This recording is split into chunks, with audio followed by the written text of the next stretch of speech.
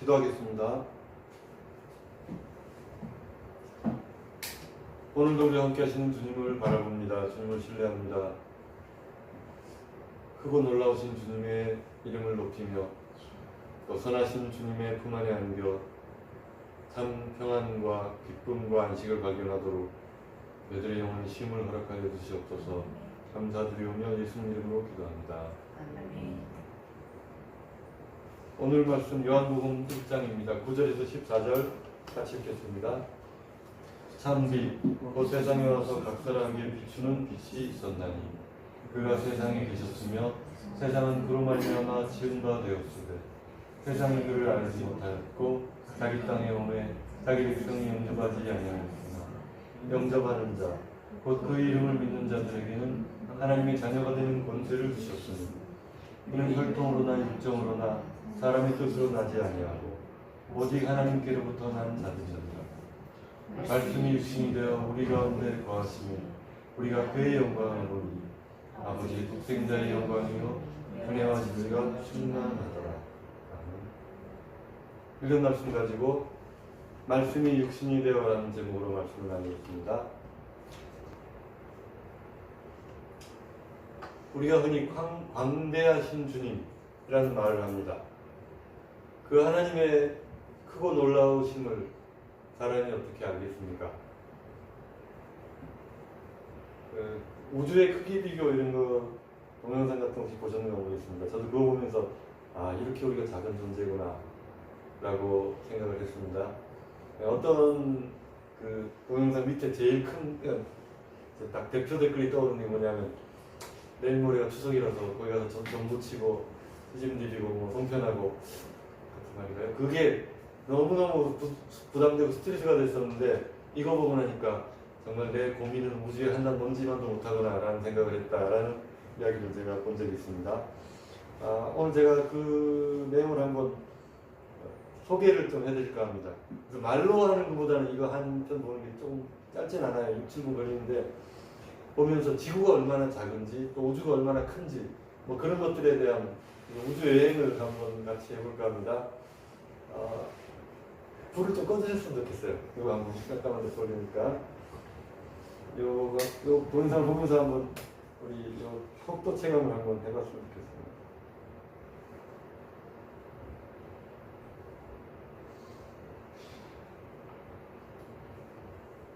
자, 지금부터 우주 공간에서 광속이 어느 정도, 이 지구죠. 지구를 보면서 광속에서 한번 벗어나 보겠다 하는 얘기를 합니다. 순식간에 지구가 점이 되어버립니다. 그리고 달도 보일 것 같아요.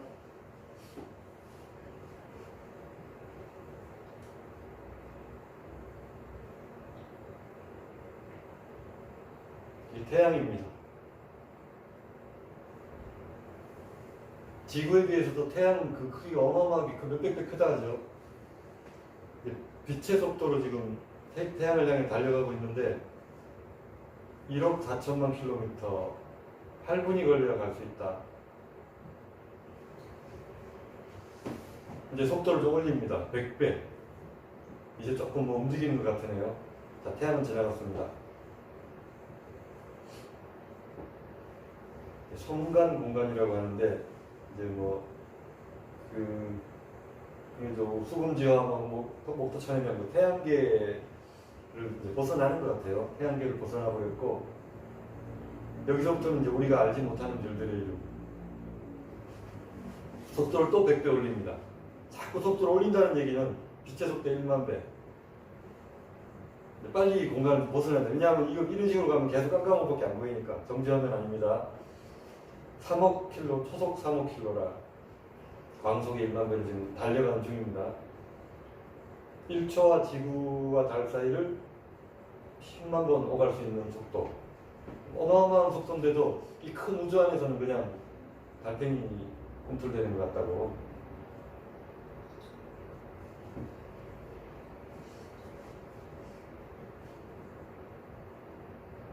그래서 이제 그 다음 별에 도달하려면 얼마나 걸리는지 여기서 속도를 이제 3000배를 올립니다. 빨리 좀 가야 되니까 3000배.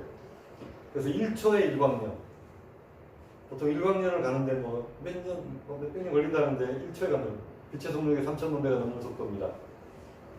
이 지구의 광활함을 좀 깨달을 수 있는 만한 그런 내용이죠. 별들이 슬슬 이제 초당 일광년.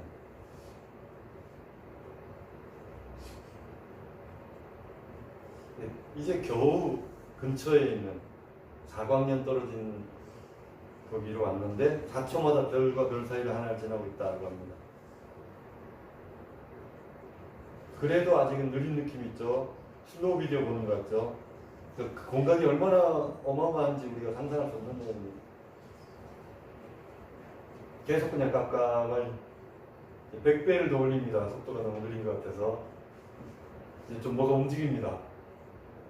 이제 여행 느낌이 나죠. 빛의 속도로 100년 걸리는 거리를 지금 1초에 지나고 있다고 말합니다. 우리 수명이 100년이 안 되는데 뭐 이 1초마다 이게 지나가니까 사람이 얼마나 유한한 존재인지를 알 수가 있습니다. 출발했던 우리 속도에서 3억 배 빨라진 속도로 가고 있다고 합니다. 이제 뭐가 막 지나가네요. 지나가. 별들이 굉장히 많아요. 이 별들은 우리가 생전 듣도 보도 못한 별들입니다.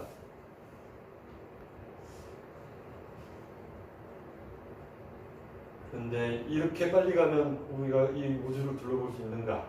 또 그것도 아닌 것 같아요. 또 100배 또 올립니다. 속도를. 이제는 뭔가 막 비가 내리는 듯한 느낌이.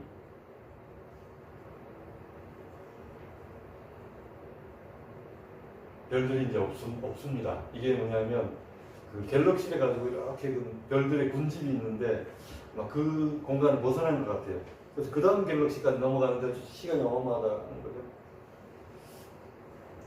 은하 간 공간, 은하와 은하 사이에 있는 그 아무것도 없는데 거기로 나온 겁니다. 나와서 은하계를 내려다보는 겁니다.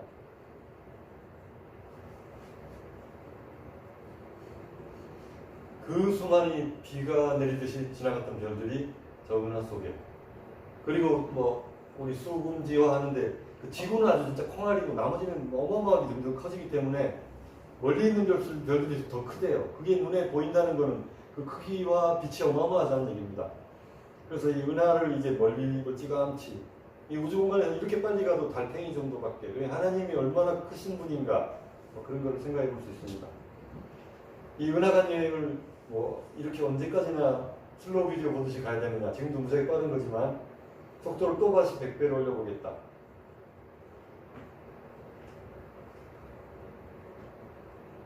뭔가 멈춘 것 같은데. 멈춘 게 아니고 계속 가고 계시니까.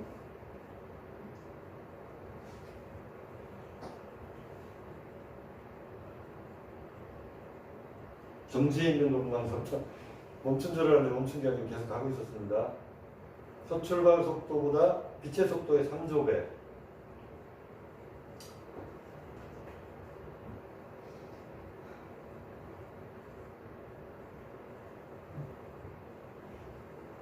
이게 뭐좀 깨집니다. 이게 다운받을 때 문제가 생겼대요.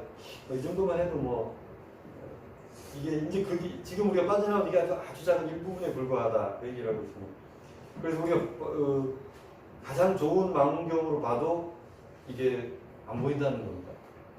그래서 지금 컴퓨터가 구현한 최대 속도이지만 아직 이 공간을 못 벗어나고 있다. 그래서 이 빛의 10조 배가 넘는 속도이지만 이 공간에서는 뭐 너무너무 적은 것에 불과하다는 뭐 얘기입니다.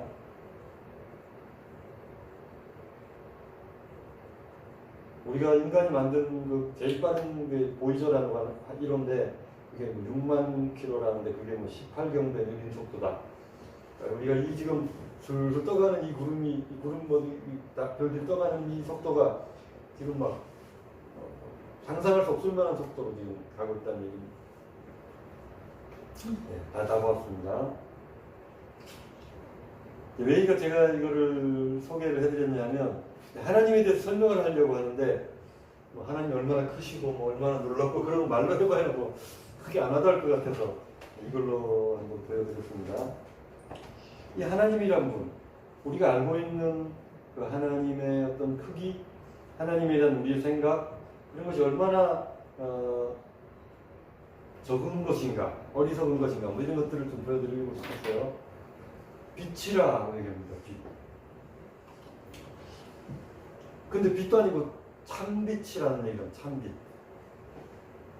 머리 빛은 참빛이 아닙니다. 이 빛은 우리 심령에 비춰들어오는 빛입니다. 저는 한번 다른 예전에 중세 뭐 이런 교부들이나 뭐 그 수도원 영성 이런 게 관심이 있어가지고 그쪽의 책들을 조금 몇 가지 읽어봤는데 뭐 사막의 교부 무슨 막 자기 몸을 괴롭게 해가지고 막 이렇게 하나님께 도달하려고 하는 사람 또는 뭐 이렇게 하나님의 그 사랑으로 막 젖어들어서 그분 앞에 나아가려고 하는 사람 또는 일부는 또 빛으로 하나님 빛으로 묘사하더라고요. 그게 중세 경건주의의 시조고 그게 이제 뭐 퀘이커 교도나 뭐 쉐이커 교도나 해가지고 이렇게 저 메이플라워 타고 가는 사람들도 뭐 그쪽 뭐 그런 얘기도 있고 약간 이렇게 신앙을 따라서 움직였던 사람들. 그래서 정통 기독교에서 약간 박해받았던 뭐 그런 지류라고 볼 수 있죠.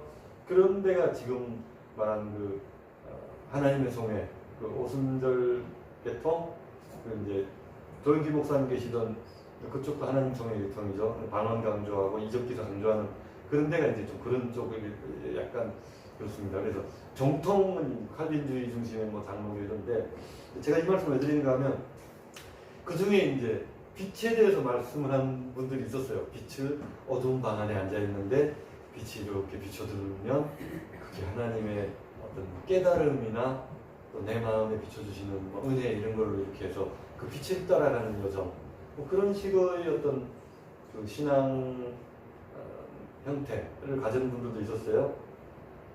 그런데 뭐 지류고 뭐시고 뭐 신앙 사자고 떠나서 그냥 주님의 빛이시라고 하니까 또 우리 마음은 어둠이라고 하니까 내가 뭐 되게 어둠이냐라고 해도 아까 우주공간 보았죠?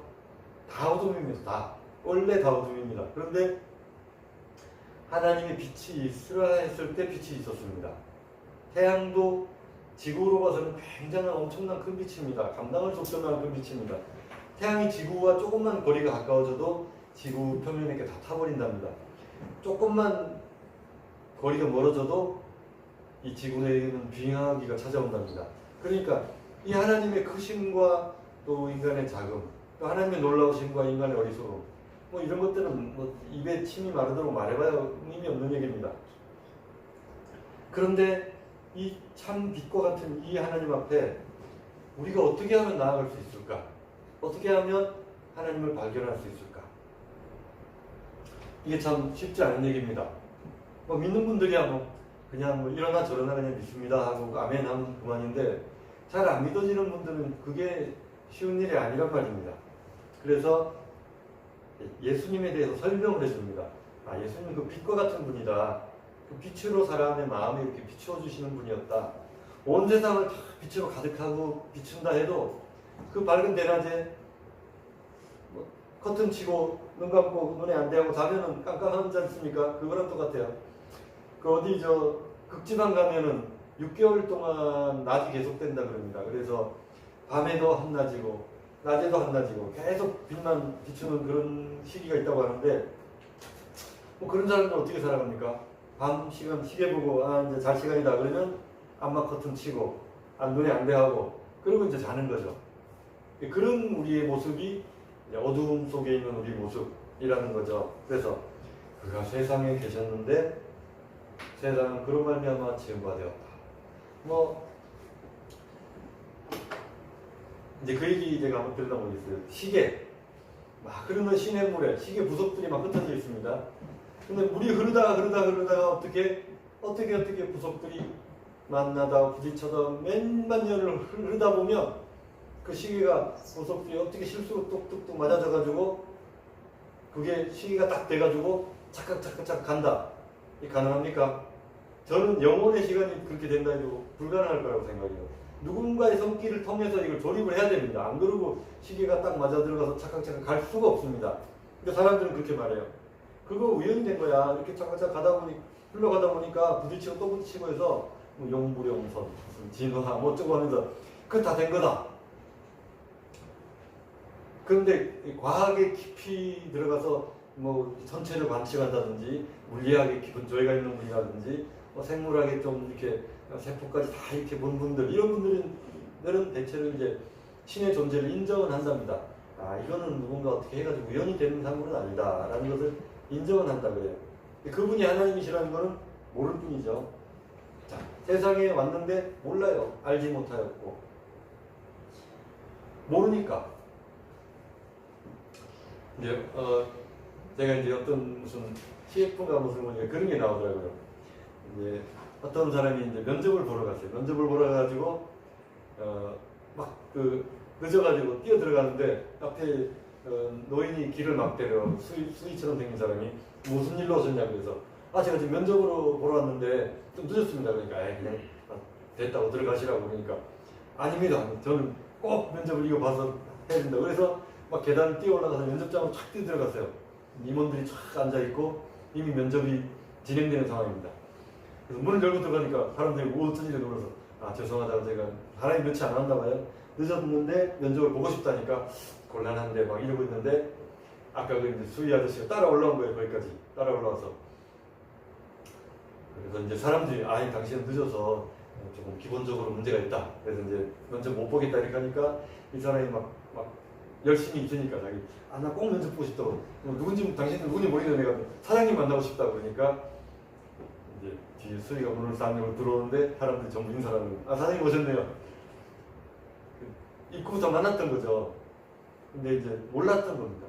제가 이제 말씀드리려고 하는 것은 몰랐다. 모르니까 못 알아보니까 그냥 이렇게 무시한 거죠. 그게 이제 이겁니다. 자기 백성이 영접지 아니하였으나. 뭐 이제 그런 또 이게 있더라고요. 미국의 참전용사들 막 그런 거 베트남 같은데 예전에 중동 지방에 뭐 전쟁 나고 있을 때 아기가 딴딴애기 때 이제 아버님이 이제 파견을 받아서 이제 전쟁하러 간 겁니다. 갔다가 돌아왔어요. 돌아왔는데 아기가 그새 몇 년 지났으니까 30살 돼가지고 이제 아기가 컸어요. 그래서 이제 움직이다가 엄마 하고 막 사람들 보고 이렇게 하는데 아빠가 왔습니다. 아빠가 와가지고 누구야 하는데 이제 멀뚱멀뚱 쳐다보이는 거예요. 누구세요? 이렇게 되는 거예요. 모르니까. 그러니까 영혼의 아버지이신 그분이 우리를 찾아오셨는데 모르니까 당신 누구냐고 왜 남의 집 함부로 들어오냐고 이러는 겁니다. 우리 마음의 방에 문을 열고 주님 모셨는데 빛으로 확 들어오시니까 당신 누구세요? 뭐 이렇게 물어보는 겁니다. 몰라요 사람이. 왜 모릅니까? 기본적으로 모르게 돼 있습니다.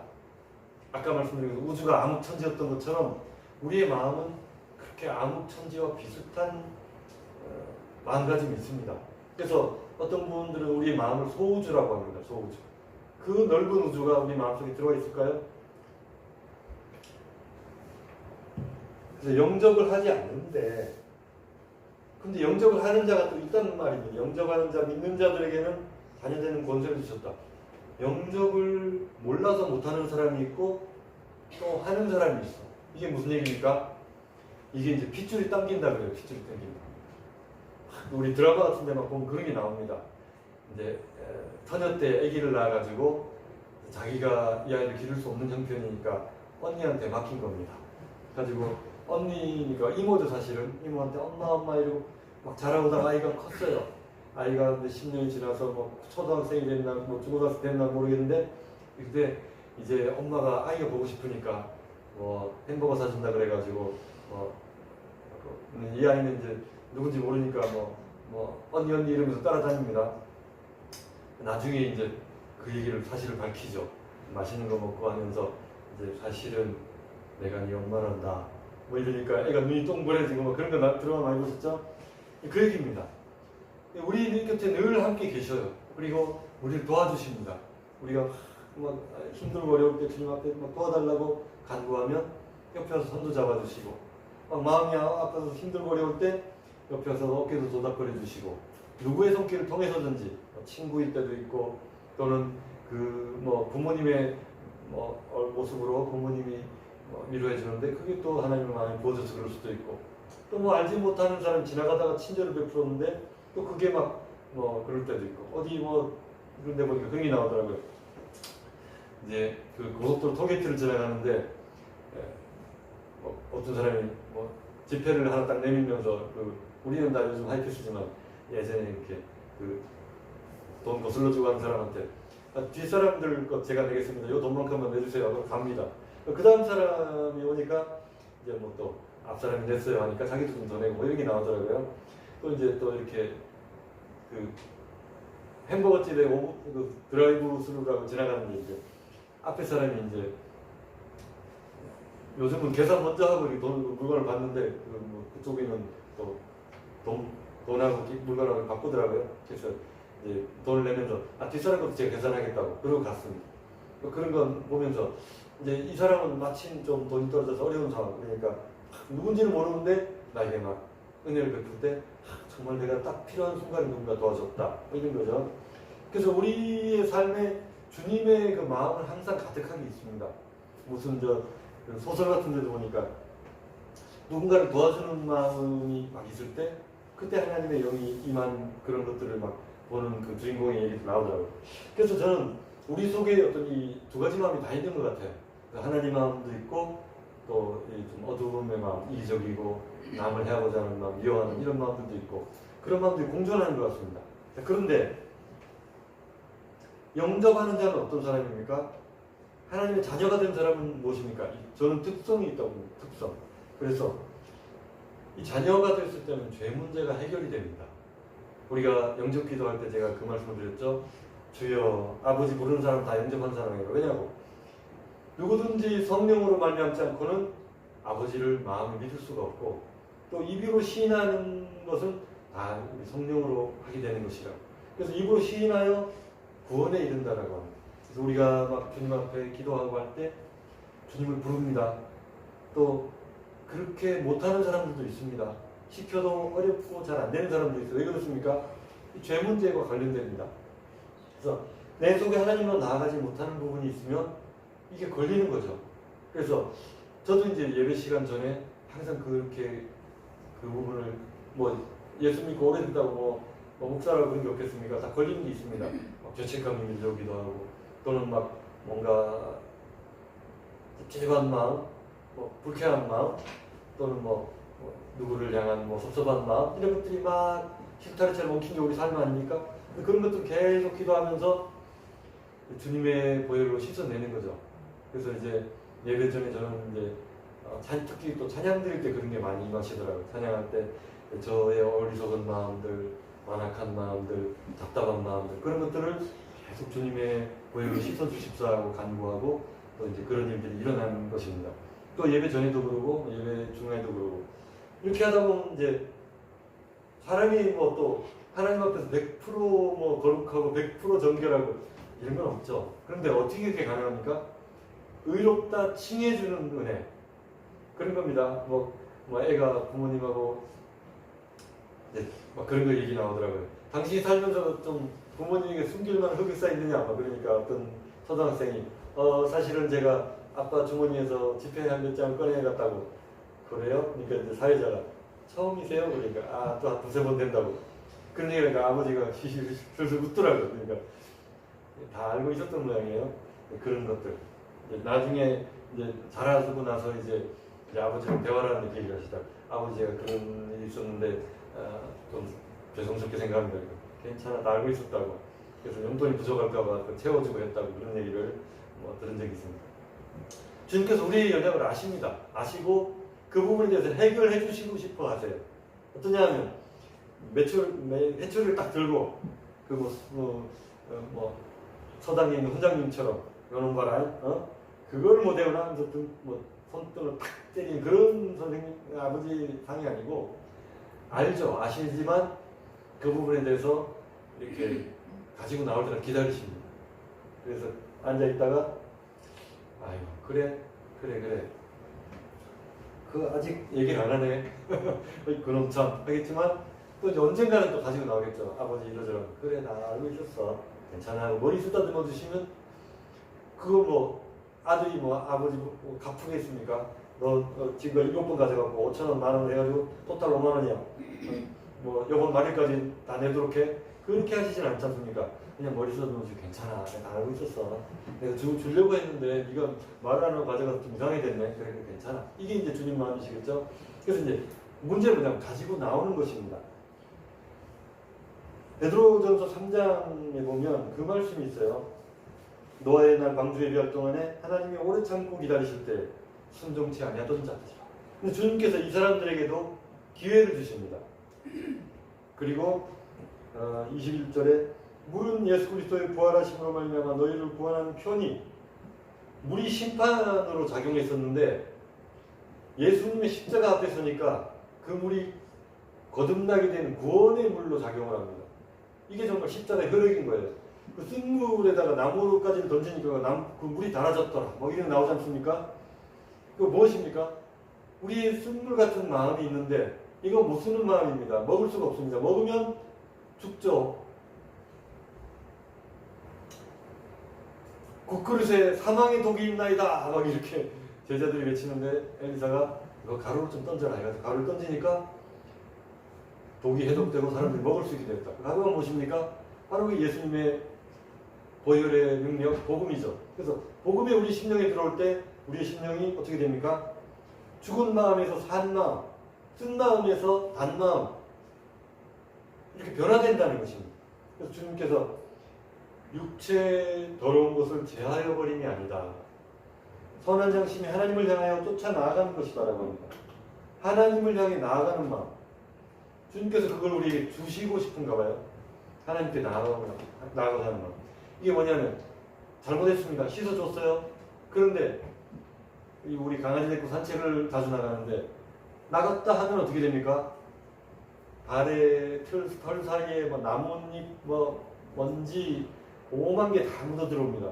그래가지고 야를 놓고 물을 이렇게 뿌려주면 어떻게 됩니까? 떼꼬장물이 절절절절 흘러요.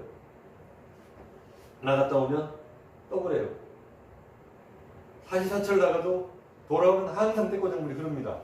이제 그게 어떤 의미에서 우리의 그 죄를 씻어주시는 뭐 그런 모습이라고 한다면 선한 양심이 하나님을 향하여 찾아가는 것이다. 이 태도 부분입니다. 태도. 그래서 비록 죄의 부분은 우리가 어떻게 할 수 없습니다. 왜냐하면 육을 입고 있기 때문에 평생 씻고 또 씻고 해야 됩니다. 그래서 예수님이 그 발을 씻어주실 때 뭐 몸을 씻은 자는 발만 씻으면 돼. 이게 이제 발만 씻으면 다시 침대에 올라올 수 있는 거죠. 근데 그건데 선한 양심이 하나님을 향하여 나아가는 것이라는 것은 태도의 문제입니다. 저는 그 태도의 문제가 상당히 중요하다고 생각합니다.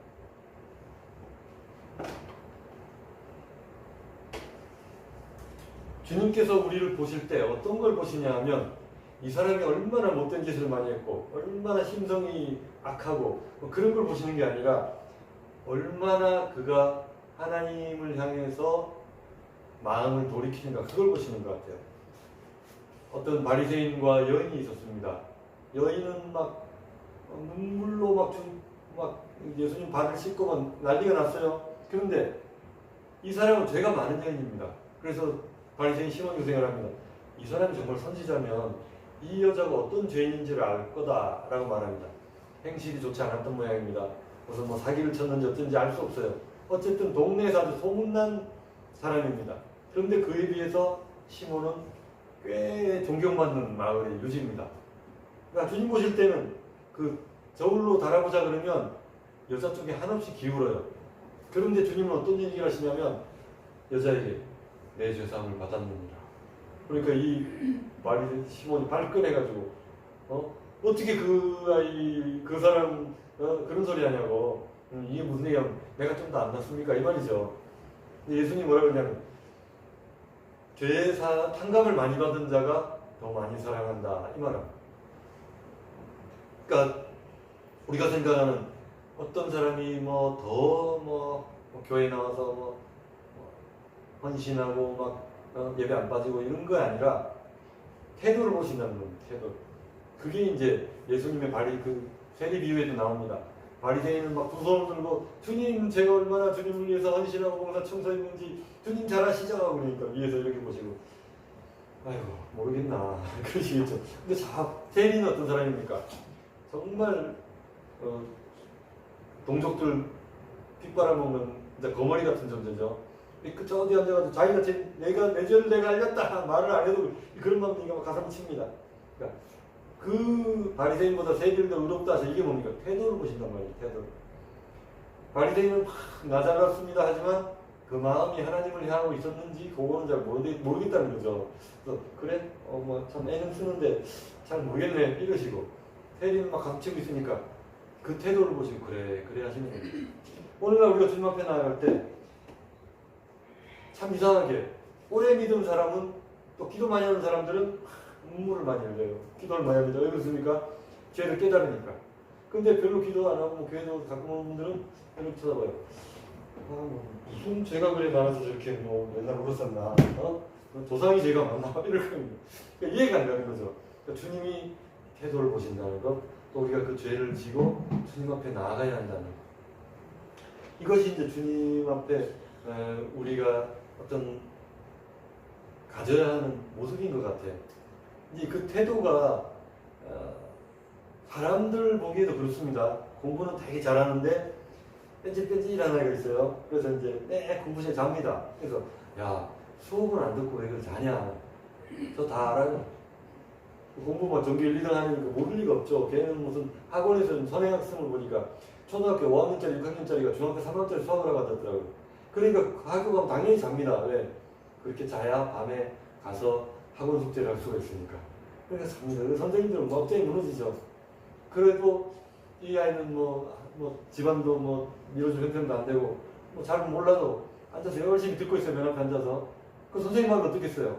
공부를 못해도 이 아이가 마음에 들겠죠? 주님 마음이 아닐까요? 자기 의의가 많고 막 내가 똑똑하고 뭐 이런 사람들은 주님 보실 때 그래 너 똑똑하네. 근데 아까 우리 무슨 동영상 본 것처럼 그 크신 하나님 앞에서 우리의 뭐 그 똑똑함 그 방청도 안 되는 조그만 뇌를 가지고 뭐 주님 앞에서 잘나니 못나니 그러면 고웃음 치시겠죠. 한심하시겠죠. 근데 그렇게 하시는 분이 아닙니다. 그래도 그 아이를 붙들고 그래도 네가 학습 태도가 중요한 거야. 공부보다 인성이 중요한 거란다. 네가 그렇게 이렇게 이런 태도를 가지고 하면 내 마음이 물론 아프지만 이거는 너의 앞으로 살아갈 삶의 태도가 문제란다. 그래서 좋은 선생님이 그런 얘기를 해주겠죠. 근데 인간이 된 아이 같으면 깨닫고 끄덕끄덕 하겠죠. 인간 안 될 아이 같으면 아이고 뭐 선생님이다 하면서 그런 소리 하죠? 뭐 이러겠죠. 뭐 건드려고 하나 촉법선인데 어쩌라고 뭐 이런 애들 있더라고요.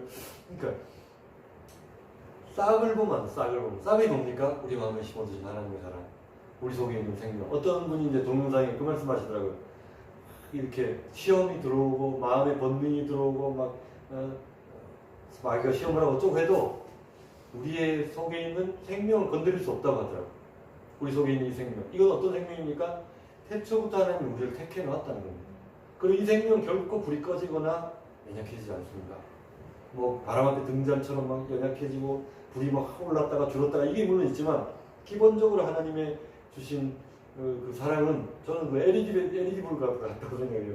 비록 작지만 결코 그 불은 꺼지지 않아요. 그래서 그걸 건드리는 게 아니라 그 주변에 걸 건드려요.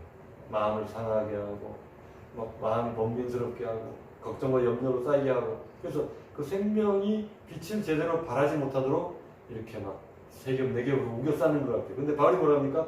우리가 사방으로 우겨싸움을 당해도 쌓이지 않냐고 이 질들 속에 보화를 가졌다. 그 보화가 무엇입니까? 하나님이 우리 마음에 주신 생명이요 말씀의 씨앗이요 또 구원의 은혜인 것입니다. 오늘 우리가 이 아침에 나와서 여러 가지 말씀을 듣습니다. 찬양도 하고 하지만 결국은 그게 무엇 때문입니까? 하나님을 만나고 싶은 마음입니다. 하나님을 만나고 싶으면 예수님 앞으로 나아갑니다. 그리고 그 앞에서 그 발 앞에서 내가 아버지 하나님의 자녀입니다. 내가 십자가의 보혈을 믿습니다. 내가 주님의 사랑 가운데 늘 살고 싶습니다. 그런 마음이 아닐까 싶습니다. 그래서 그 주님의 사랑 가운데 특히 은혜에 젖어 살면서 어떤 사람은 좋은 자연을 보고 참 좋네. 여기 또 언제 와볼고 젊을 때 열심히 놀러 다녀야지 이런 사람이 있는가 하면 또 그런 자연을 보면서 하나님이 지으신 세상이 이렇게 아름답구나. 하나님의 그 손길이 참 신묘막처나 이렇게 신앙을 고백하는 사람도 있습니다. 이왕이면 우리가 하나님을 향해서 바라보고 하나님을 향해서 마음을 정하고 그 하나님을 향해서 달려가기로 결정하고 그래서 나의 삶이 주님의 은혜 가운데에서 아름다운 삶의 행보를 걸어갈 수 있도록 그렇게 내 삶을 주님 앞에 맡기는 그런 시간이 되었으면 좋겠습니다. 이 시간에 기도할 때 첫 주입니다. 첫 주에는 항상 드리는 그 축복의 기도, 그 기도를 좀 드렸으면 좋겠어요.